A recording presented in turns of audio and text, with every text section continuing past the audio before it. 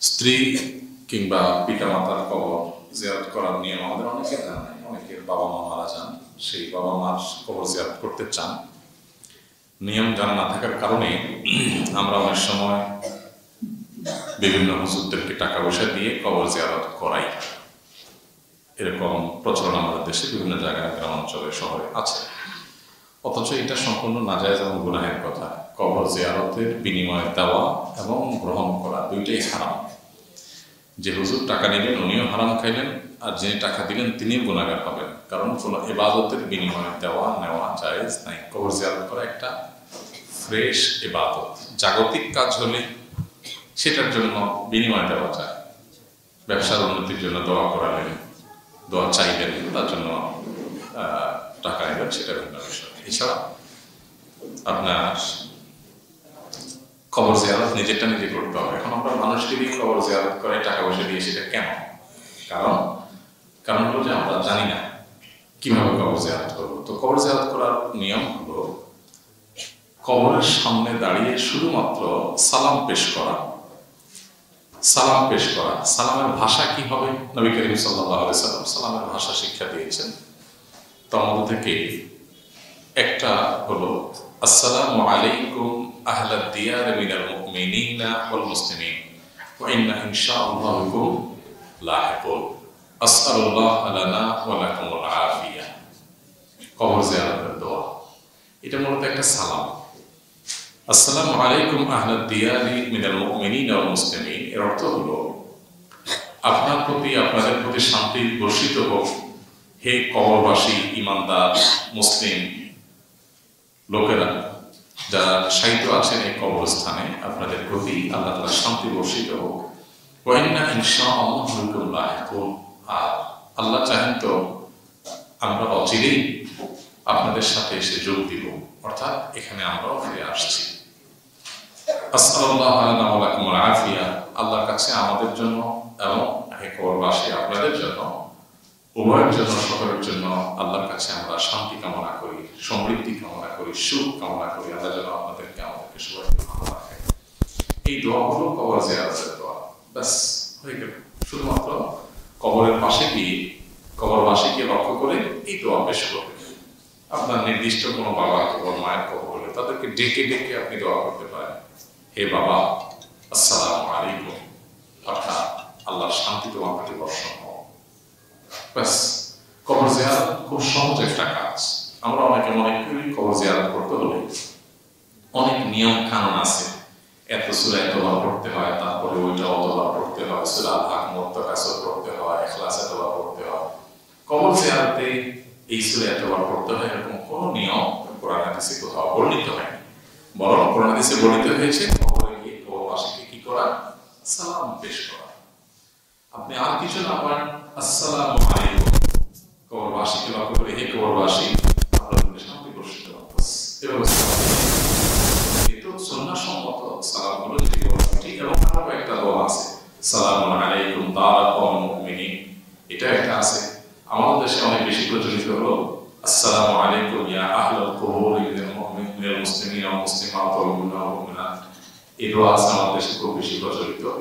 এই দোয়াটাও হাদিসে আছে, তবে হাদিসের সনদ এবং সূত্রের ধার ভাগ এবং আয়াত সবকিছু বিবেচনায় যেটা বলছি, এটা তুলনামূলকভাবে আমার কাছে বেশি ভালো লাগে এবং আমি সবসময় বেশি করি। আসসালামু আলাইকুম আহলাদ দিয়ার মিনাল মুমিনিনা ওয়াল মুসলিমিন ওয়া ইন্না ইনশাআল্লাহু বিকুম লাহিকুন আসসালামু আলাইকুম ওয়া লাকুমুল আফিয়া। এছাড়া অন্য যে কোনো হাদিস বর্ণিত দোয়া কবরবাসীকে সামনে রেখে নিবেদন করলেই যথেষ্ট ইনশাআল্লাহ। আমাদের অনার্স দ্বিতীয় বর্ষের পরীক্ষা চলছে। 12টা 15 মিনিটে হলে যাই এবং 4টা 30 মিনিটে শেষ হয়। এমন অবস্থায় জোহর এবং আসরের নামাজ কিভাবে আদায় করব? দেখুন, পরীক্ষার্থী ভাই বোন যারা আছে, যে যে পর্যায়ে আছে, একেবারে স্কুল লেভেলের পরীক্ষা হোক, কলেজ বা ইউনিভার্সিটি লেভেলের পরীক্ষা হোক, এদের পরিস্থিতির মুখে আমাদের অনেক কি পড়তে হয়। তো নির্দিষ্ট যে প্রশ্ন আমাদের কাছে এসছে সেটার আলোকে বলতে চাই। 12টা 15 মিনিটে যদি আপনি হলে ঢুকেন তাহলে জোহরের বক্তব্য হয়ে যায়। আপনি তো জোহর পড়ে ঢুকতে পারেন, কারণ জোহর 12টা 15 মিনিটের আগেই হয়ে যায়। জোহরের এক্সাক্ট ওয়াক্ত কয়টা হয় আপনি গুগল সার্চ করে আজকে জোহর টাইম স্টার্ট দেখেন, তাহলে দেখবেন যে সেটা কততে হয়। তো আপনি হলে ঢোকার ঠিক আগ মুহূর্তে, একবার ঠিক আগ মুহূর্তে প্রয়োজন রাস্তার পাশে আপনি দাঁড়ায় ফরজ নামাজটা পড়লেন সুন্দর করে, অথবা পাশে কোনো দোকানে ঢুকে বলেন ভাই আমি 4 টাকা জোহর নামাজ পড়বো, কে আপনাকে নিষেধ করবে? একজন নিষেধ করলে আরেক জায়গায় যাবে। তো যে কোনো মূল্যে হলে ঢোকার ঠিক আগ মুহূর্তে নামাজটা পড়ে আপনি হলে ঢুকে যাবেন। এরপর বের হয়ে 4:30 বের হলে আপনি আসর নামাজ পড়তে পারবেন। যদি দেরি হয়ে যায়, যেহেতু অ্যাক্সিডেন্ট নিয়ে একটা বিশেষ সময়, আপনি পড়ে আসর পড়তে পারেন। যদি আপনার হলে ঢুকতে হয় আরো আগে এবং তখন জোহরের ওয়াক্ত শুরু না হয় এবং বের হতে হতে ওয়াক্ত থাকবে না, কি করবে? উত্তর হলো যে কোনো মূল্যে আপনার নামাজ পড়তে হবে। এখন আপনার কাছে কয়েকটা অপশন আছে। অপশন নম্বর 1, আপনি সেখানে টয়লেটের জন্য ছুটি পান, দাঁড়ায় সব সাহস করে টিচারকে বলবেন, পরীক্ষককে বলবেন, স্যার আমি নামাজ পড়বো, আমি মুসলমান, আমার উপর আল্লাহ নামাজ ফরজ করেছেন, আমাকে 4 মিনিট সময় দিবেন নামাজ পড়ার জন্য, ফরজ নামাজটা অন্তত আমি পড়বো। 4 মিনিট সময় যদি দিতে না চান, বলবেন আমাকে ওয়াশরুমে যাওয়ার ছুটি দেন, আমি তো ওয়াশরুমে যাওয়ার রাইট আমার আছে। ওয়াশরুমে গিয়ে আপনি চট করে উযু করে নামাজটা পড়ে দেন, যে কোনো জায়গায়। আমাদের সৎ সাহসের অভাব, আমরা অনেক সময় মনে করি কি মনে করবে, কি বলবে, কেউ নামাজ পড়ে না, ওই জায়গাটা আরো বেশি জোর করে বলতে হবে। সৎ সাহস, উনি না দিলে আমাকে তো জেল জরিমানা হবে না, আমি তো জোর করতে পারি, যে কোনো মূল্যে আমাকে সময় মতো নামাজ পড়তে হবে। যে স্যার আমার পরীক্ষা না দিলে আমার জান্নাত জাহান্নাম এর দ্বারা নিরূপণ হয়ে যাবে, কিন্তু আমার নামাজটা না পড়লে আমার জান্নাত জাহান্নাম নিরূপণ হতে পারে। সো আমাকে নামাজের টাইম দিতে হবে। আমি যদি টয়লেটে যাওয়ার রাইট রাখি, ওকে টয়লেটে ছুটি দেন, আমি কি করবো? আপনার সামনে দাঁড়া যায় নামাজ পড়ে, আপনি দেখেন আমি কোনো অসৎ উপায় অবলম্বন করি না। খুব সিম্পল। নিজের দাবি আদায় করার জন্য সৎ সাহস থাকতে হয় এবং বলতে পারে, বল নেই মানার দাবি। এটা যদি আপনার লজ্জা হয়, যে কেমনে বলি কেউ নামাজ পড়ে না, তাহলে এই লজ্জা হলো কুফুরির অঙ্গ। এটা শয়তান সৃষ্টি করে মানুষকে ইবাদত থেকে দূরে রাখার জন্য। এটা হলো একটা অপশন, যে কোনো বললে ছুটি নিয়ে নামাজ পড়ে নেবে। আর অপশন নম্বর 2 হলো ওয়াক্ত আছে আর 20 মিনিট, খাতা যা লেখা হয়েছে বাবা ওইটা মাথায় রেখে খাতা লিখবেন যে এর মধ্যে আমি শেষ করে আমার নামাজের টাইম যাচ্ছে, জমা দিয়ে বাইরে গিয়ে নামাজটা পড়ে নেবেন। যে কোনো মতো নামাজ পড়তে হবে। আপনি যদি বলেন যে না পরীক্ষা হল সেজন্য আমি নামাজ পড়তে পারি না, আল্লাহর কাছে আপনার কোনো জবাবদিহি করার সুযোগ থাকবে না। আমাদের অনেক ড্রাইভার ভাইরা আছে, তাদের জ্যামে আছে, নামাজের টাইম চলে যায়। আমি আসলে বলি ড্রাইভারকে যে ভাই এটা বলে আল্লাহর কাছে পাপ পাওয়া যাবে না। আপনি যে কোনো গলিতে ঢুকাইয়া উপযুক্ত জায়গায় গাড়ি দাঁড় করে আপনি নামাজটা পড়ে দেবেন। আপনি যে বলেন যে না আমার ক্ষতি হবে, তো ক্ষতি মেনেই আপনাকে নামাজ পড়তে হবে। নামাজের কথা মাথায় রেখে আপনাকে মুভ করতে হবে। আল্লাহ তাআলা এত বড় জান্নাত দিয়ে দিবেন, গোটা দুনিয়ার সমান 10 দুনিয়া, গোটা দুনিয়া 10 গুণ সমান জান্নাত, সবচেয়ে লোয়ার ক্লাসের জান্নাতকে আল্লাহ দিবেন। এমনি এমনি দিবেন। এক সময় মানুষ যখন মহাশূন্য আবিষ্কার করতে পারেনি, মানুষ যখন সৃষ্টি জগতের অনেক রহস্য জানতো না, তখন নবীজির এই হাদিস শুনে কিভাবে সাহাবেরা ঈমান আনছে চিন্তা করা। এই দুনিয়ার সমান 10 দুনিয়া একজনকে, এভাবে সব জান্নাতীকে, এত জায়গা কোথায়? আমাদের কাছে জিনিসটা আশ্চর্যের ছিল এককালে, যখন এই সৃষ্টি জগতের এত কিছু আবিষ্কার, সাহাবীরা যখন এই হাদিস শুনছেন তখন এগুলো আবিষ্কার হয়েছিল, কিন্তু তখন এই কথা শোনার সাথে সাথে পরিপূর্ণ ঈমান এনেছেন তারা। এটা হলো ঈমান।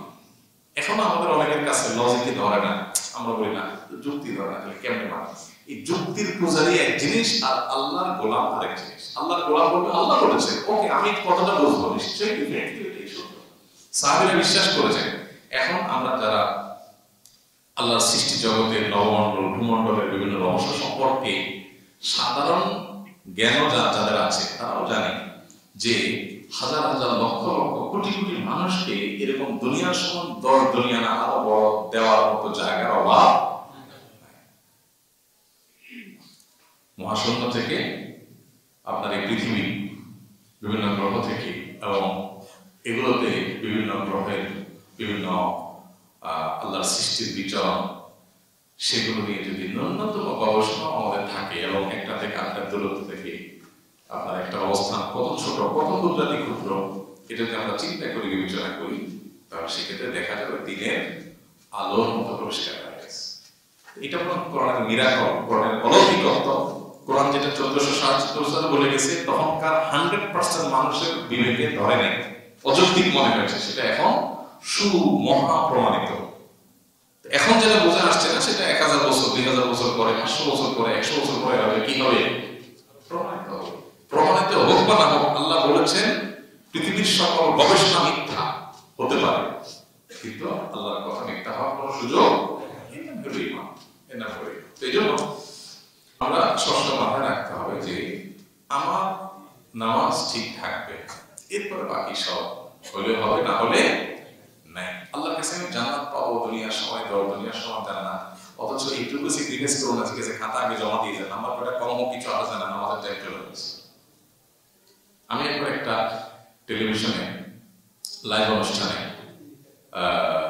মাগরিবের সময় অনুষ্ঠানটা মাগরিবের পর শুরু হয়েছে, কিন্তু একটা বিশেষ মুসিবতের কারণে নরমালি লেট হয় না, ওই দিন লেট হয়েছে। এখন চলে গেছি, এদিকে লাইভ শুরু হয়ে যাচ্ছে, তাড়াতাড়ি বসে শুরু করতে হবে, শুরু করে দিলাম। এখন 15 মিনিট পরে বিরতি, আমি বললাম আমার তো নামাজ বাকি আছে, নামাজ পড়তে হবে। বলে হুজুর বলেন কি, 1 মিনিটের বিরতি মাত্র, আপনি ওযু করে নামাজ পড়বেন কখন? তাহলে কি করে এখন? হুজুর নামাজ পড়ে পড়েন। আরে পরে মানে আপনার অনুষ্ঠান শেষ হতে হতে নামাজের ওয়াক্ত থাকবে না, এসা ওয়াক্ত শুরু হবে, তাহলে কি করবো? তো বলতেছে যে হুজুর হাতে কিছু করার নাই, আমাকে রাখেন, আপনার কিছু করার নেই, আমার নামাজ পড়তে হবে। এখন আপনি কি করবেন না করবেন আপনারটা আপনি বুঝেন, আমার জীবনগুলো নামাজ পড়তে হবে। আমি মাইক খুলে তুই চলে গেছি। পরে নামাজ এসে বললাম কি অনুষ্ঠান আপনার আছে না শেষ হয়ে গেছে? তো নামাজ আছে। তাহলে একটা হঠাৎ একটা মেশিনারিজ একটা টেকনিক্যাল সমস্যার কারণে আপনার লাইফ সমস্যা হতে পারে না। তো নামাজের ব্যাপারে আপনি কেন ছাড় দিতে রাখবেন? অনেক জায়গায় দেখা যায় যে এরকম, ভাই নামাজ পড়া যাবে না, কেন পড়া যাবে না? অন্য অনেক কাজ করা যাবে, শুধু কি করা যাবে না? নামাজটা পড়া যাবে, ওখানে জোর করে নামাজ পড়তে হবে। এই জন্য দায়িত্বশীল হলে আপনি একা দাঁড়ালে আরো 10 জন নামাজ পড়বে। আমি অনেক সময় দেখেছি বিমানে, আপনার রেলে, বাসে নামাজি মানুষ, বোরকাওয়ালি মহিলা, নামাজের টাইম চলে যাচ্ছে, কেউ কিছু বলে না। আমি বলি ভাই নামাজ পড়তে হবে, আপনারা মুসলমান না? যে সবাই চুপচাপ। এমনকি অনেক সময় দেখি হজের ফ্লাইট, ওমরার ফ্লাইট জিদ্দা থেকে ঢাকা আসতেছে, রক্ত চলে যাচ্ছে, হাজী সাহেবরা পান খাইতেছে। কি হাজী সাহেব নামাজ পড়বে না? কেমনে পড়বো বিমানে নামাজ? কেমনে পড়বো মানে ঠেলায় পড়লে মানুষ পারে না এমন কিছু নাই, কেমনে পড়বেন? কি আবার ব্যবস্থা আছে? কষ্ট হবে। তো অবাক করার বিষয়টা আমরা অনেকে নামাজের গুরুত্ব বুঝি না। নামাজ এমন একটা ইবাদত, জীবন চলে যেতে পারে, নামাজে কম্প্রোমাইজ করার কোনো সুযোগ নেই, কোনো কম্প্রোমাইজের সুযোগ নেই, সব ধ্বংস হয়ে যায়, আমাকে নামাজ পড়তে হবে। আমার ড্রাইভার সাহেব একবার বলে স্যার এখন নামাজ পড়বে তো এই সমস্যা হবে। এমন শুনো, আল্লাহর কাছে তোমার এসব উজুহাত চলবে না। গাড়ি যাক চাকরি যাক, বলো তো চাকরি চলে যাবে। অনেক চাকরি আছে, অনেক বস আছে, বলবে আরে তুমি আমারে খাড়া করেন, বস নামাজ পড়ে না, ড্রাইভার নামাজ পড়ে, ওয়াক্ত হয়েছে। তখন ইমানদার ড্রাইভার হলে গাড়িটা সুন্দর করে সাইড করে দেবো, স্যার চাবি আপনার কাছে থাকলো, আমি নামাজ পড়তে গেলাম, আসার পর যদি চাকরি থাকে আলহামদুলিল্লাহ, না থাকলে আরো তো আলহামদুলিল্লাহ।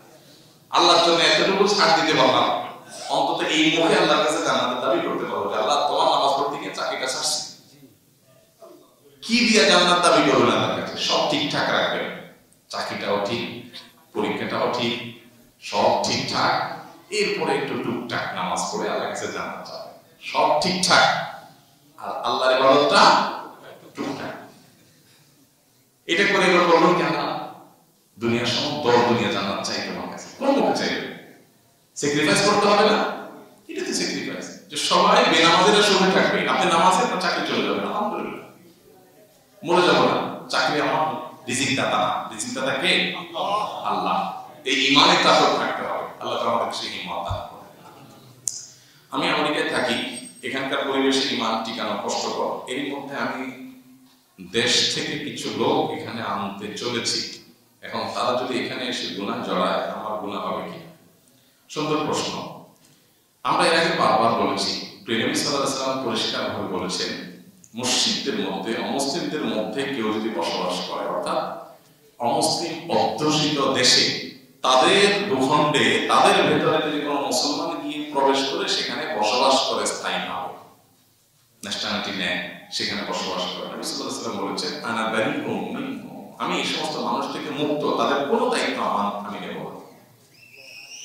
তার মানে নবী সাল্লাল্লাহু আলাইহি ওয়াসাল্লাম বোঝাতে চাইছেন, ওইখানে গিয়ে সে যদি বেঈমান হয়ে যায়, কিয়ামতের দিন যদি বলে আমি তো ওখানে পরিবেশী কারণে আমি তো ঈমান রাখতে পারিনি, আমি রাখছি, আমার ছেলেটা নাস্তিক হয়ে গেছে, আমার জেনারেশন নষ্ট হয়ে গেছে, আমার কাছে কোনো জবাবদিহি চলবে, অজুহাত চলবে না, কোনো অজুহাত চলবে না। এই জন্য অমুসলিম প্রধান অধ্যুষিত দেশে কেউ যদি যান, চাকরি, ব্যবসা, শিক্ষা, কোনো কাজে যান, কাজ ছেড়ে চলে আসবে, ঠিক আছে। আর যদি সেখানে থাকতে হয়, একটাই বৈধ হওয়ার পথ, সেটা হলো দাওয়াতের উদ্দেশ্যে। কিসের উদ্দেশ্যে? যে ওখানে আমি থাকবো ওই দেশে ইসলামের কাজ করার জন্য, ওইটাই মূল কাজ। হালুয়া রুটি খাওয়ার জন্য থাকা যায় না। হালুয়া রুটি খাওয়া বুঝেন? একটু ফ্রেশ বার্গার খাবেন, হ্যাঁ, ফ্রেশ জুস খাবেন, চকচকা রাস্তাঘাটে চলবেন, জামায় ধুলা উঠবে না, এরকম টোকা দেওয়া লাগবে না, এই দেশে অপরিষ্কার পরিবেশ, এই সামান্য একটু হালুয়া রুটির আশা যদি যান, আল্লাহর কাছে কোন মুখে আবার বলবেন, আল্লাহুম্মা ইন্নী আসআলুকাল জান্নাহ, আল্লাহ দুনিয়াতে হালুয়া রুটি খাওয়াইছো, জান্নাত দিও। কোন মুখে বলবেন? কোন মুখে বলবেন? যে সেখানে কি আপনার জানাচ্ছেন? আমাদের কাছে বহু প্রবাসী ভাইরা চোখের পানি ফেলে আমাদের কাছে কাঁদেন, বহুগুলো, হুজুর অনেক আশা ভরসা করে আসছিলাম, ছেলেটা তো নাস্তিক হয়ে গেছে, মেয়েটা আমার ইসলাম বিদ্বেষী হয়ে গেছে। পরিবেশের প্রভাব, আগুনের আঁচে নিবেন আর সে সেফ থাকবে তো সহজ না। সেফ থাকতে হলে সে সেফটি পরে তারপরে আগুনের ভিতরে ঢুকতে হবে, বুঝলেন নাই?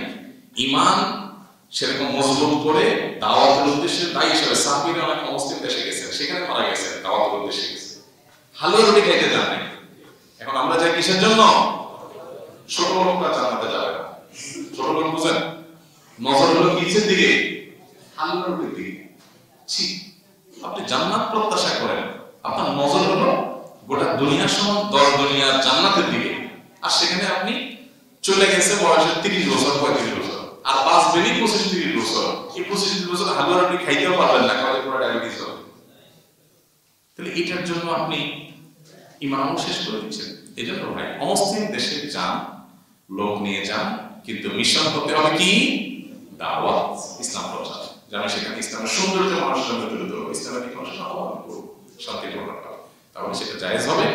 আর না হলে যাদেরকে নিবেন এরা যতজন বেলাইনে যাবে সেগুলোর দায় আপনাকে। আমি অবিবাহিত পুরুষ, আমি প্রায় সময় ঘুমের মধ্যে বিয়ে নিয়ে স্বপ্ন দেখি। এটা কিসের আলামত? এটা বিয়ে করার আলামত। আমি একটা মানুষ বিয়ে স্বপ্ন দেখবে না কি তালাক স্বপ্ন দেখবে? আজব কথা ভাই। আমি একটা মানুষ, এই বেচারা বিয়ে স্বপ্ন দেখে, স্বাভাবিক, বিয়ে করে না, সে বিয়ে করতেছে, হ্যাঁ, উঠে দেখবে, হ্যাঁ স্বপ্নে উঠে গেছে দেখছে, এটাই তো স্বাভাবিক, এটা তো অস্বাভাবিক না। এখন আপনি আমি একটা মানুষ, আপনি কি দেখতে চান স্বপ্নে? তালাক দেখতে চান? যাই হোক, স্বপ্ন মানুষ কয়েক কারণে দেখে, 3 কারণে মানুষ স্বপ্ন দেখে সাধারণত। নাম্বার 1, অতিরিক্ত কল্পনার কারণে। বিশেষ করে বিয়ের আলাপ সালাপ যখন হয়, তখন যুবকরা ডেইলি বিয়ে স্বপ্ন দেখে, শ্বশুরবাড়ি স্বপ্ন দেখে, হ্যাঁ, শালা, তারপরে যায় শ্বশুরবাড়ির এনভায়রনমেন্ট এসব দেখে, হ্যাঁ, জামাই আদর এগুলো দেখে, ওটা দেখে, হ্যাঁ খুদাই না সব ঘুমে দেখলাম। তো যেটা মানুষ বেশি বেশি কল্পনা করে, অনেক সময় ঘুমানোর মতো মানুষ সেটা দেখে, এটা ন্যাচারাল।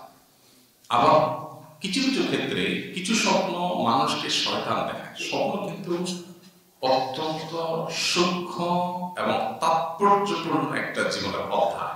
আমরা ম্যাক্সিমাম মানুষ মনে করি স্বপ্ন তো স্বপ্নই, এর অনেক তাৎপর্য আছে। এজন্য এই স্বপ্ন কখনো কখনো যখন শয়তান থেকে হয়, তখন সেটাকে কেয়ার করার কিছু নেই, ওটা বুঝতে হবে শয়তান পেরেশান করার জন্য করছে। আমার সময় দেখবেন যে সিঁড়ি দিয়ে সাইকেল চালায় উঠতেছে, পেরেশানের পরিস্থিতি, উঠে দেখে নামায় গেছেন, হ্যাঁ, মারামারি উঠে দেখতেছেন যে হাত মারা দিয়েছেন কোথাও, এরকম মোটা মোটা স্বপ্ন মানুষ দেখে। এগুলো বেশিরভাগ ক্ষেত্রে শয়তান দেখায় মানুষকে পরেশান করবার জন্য। আবার কোনো কোনো সময় স্বপ্নের মধ্যে সেহের খাওয়ায়, শয়তান সেহের খাওয়ায়। এবং এই ঘটনাগুলো যারা সারাই ঝাড়ফুঁক করে, তারা ঝাড়ফুঁক করে প্রতিনিয়ত এগুলোর মানে চাক্ষুষ প্রমাণ তারা দেখতে পান যে খাওয়াইছে, যেটা সে কোনোদিন খায় নাই, বমিতে সেটা বাইর হয়েছে শুধু আল্লাহর কালাম তেলাওয়াতের মাধ্যমে। আমি এই জন্য বলি, আল্লাহর কালামের মিরাকল যদি কেউ দেখতে চান, তো সত্যিকারের ঝাড়ফুঁক যারা করেন, যারা এটাকে বিজনেস বানান নাই, ধান্দাবাজ না, দুই নম্বরই করে না, এরা কোরআন তেলাওয়াত করে কিভাবে মিরাকল কাজ করে তাদেরকে দেখবেন। গতকালকে রংপুর গিয়েছিলাম একটা কাজে, একটা মাদ্রাসা জমি দেখতে। তো সেখানে এক ভাই উনি গাড়ি চালায় আসতেছিলেন, আমি চিনি ব্যক্তিগতভাবে। তো ওই ভাই বলতেছিলেন যে ভাই আমি এক গ্রাহকের কাছে গেলাম, উনি কিছু রুকিয়া বললেন, এরপর থেকে আমি জিনিসগুলো শিখে নিলাম। এরপর আমি নিজে আমার ফ্যামিলিতে বিভিন্ন সদস্য এফেক্টেড হলে আমি আমল করলাম। উনি যা বললেন সেটা এক কথায় মানে ইমান জাগানি, ইমান জেগে যাবে। ভদ্রলোক আমাকে বললেন যে মানে আমি অবাক, আমি মনে করতাম যে হুজুররা করলে বোধহয় কাজ হয়, একশো হয়, আমি করলে কাজ হবে না, দেখি না আমারটা তো একশো হয়েছে। এই জন্য আপনার কোরআনে কারীম বিশেষ করে আপনার এটা দিয়ে ঝাড়ফুঁক করলে আল্লাহ কুদরত দেখা যায়, জীবন্ত মজেজা। যাই হোক, তো রাতে ঘুমের মধ্যে যেটা বলছিলাম যে শয়তান অনেক সময় স্বপ্ন দেখায়, অনেক সময় স্বপ্নের মধ্যে সেহের খাওয়ায় মানুষকে ক্ষতিগ্রস্ত করে। বাঁচার জন্য ওই যে সকাল সন্ধ্যা দোয়া, ঘুমের সময় ওযু করে শোয়া, দোয়া পড়ে শোয়া, তিনকুল পড়ে তিনবার করে পড়ে শরীর ফু দিয়ে তারপরে শোয়া, বাচ্চাদেরকে ফু দিয়ে শোয়া, হ্যাঁ, এই কাজগুলো করতে হয়। এরপরে যদি সমস্যা মনে করেন, রুকিয়ার অ্যাপগুলো থেকে আয়াতগুলো চালাই দিয়া ইয়েতে অডিও ডিভাইসে, এরপরে ঘুমায় গেলেন। প্রতিনিয়ত আল্লাহ তাআলার দেখার তৌফিক দান করেন। এই জন্য স্বপ্ন এটা হলো একটা, যে শয়তান দেখায়। আরেকটা হলো আল্লাহর তরফ থেকে ইঙ্গিতবাহী স্বপ্ন, বিভিন্ন কিছু বিভিন্ন জিনিসকে ইন্ডিকেট করে। এটা খুব সূক্ষ্ম একটা শাস্ত্র। এই শাস্ত্রের পণ্ডিত আমাদের দেশে এখন আস্তে আস্তে হারিয়ে যাচ্ছে। আমার নিজেরও খুব বেশি জানা নাই বিষয়। তো এখন অবিবাহিত পুরুষ বিয়ের স্বপ্ন দেখা, যুবক বিয়ের স্বপ্ন দেখা বিশেষ কোনো ব্যাখ্যা এরকম আছে কিনা তাৎপর্যপূর্ণ, এটা স্বপ্নের ব্যাখ্যা বিশেষজ্ঞ যারা আছে তারা বলতে পারে, আমি এই বিষয় জানি না। তবে আমার কাছে মনে হয় এটা স্বাভাবিক বিষয়। বিয়ে কল্পনা বেশি করছেন, এই জন্য বিয়ে দেখছেন। নিশ্চয় 4 বছরের বাচ্চা বিয়ে স্বপ্ন দেখার কথা না, কি বলেন? যুবক মারা দেখবে, এটা স্বাভাবিক।